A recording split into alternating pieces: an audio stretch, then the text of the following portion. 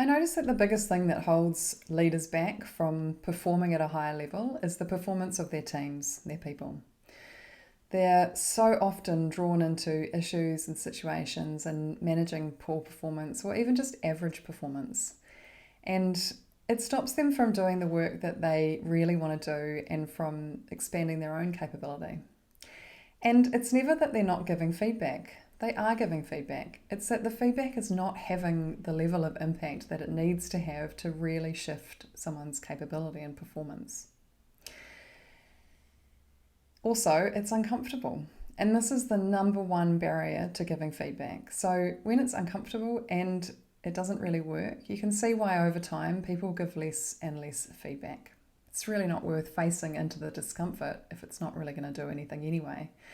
And so what ends up happening is that people accept that potential is left on the table with their people. I know it doesn't have to be this way.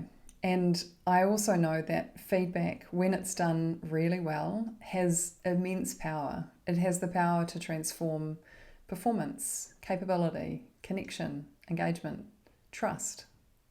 It's incredibly powerful, but it has to be done well. And so in this course, I've set out to take people on a journey learning how to shift from giving feedback that informs to feedback that transforms. So over the course of 4 weeks, you'll learn how to give feedback that actually makes a difference, feedback that really has impact.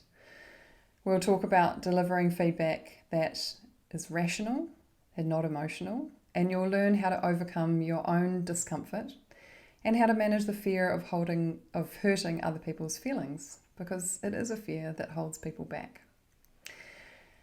You'll discover what really good quality feedback looks like and why it makes a difference, how it makes a difference.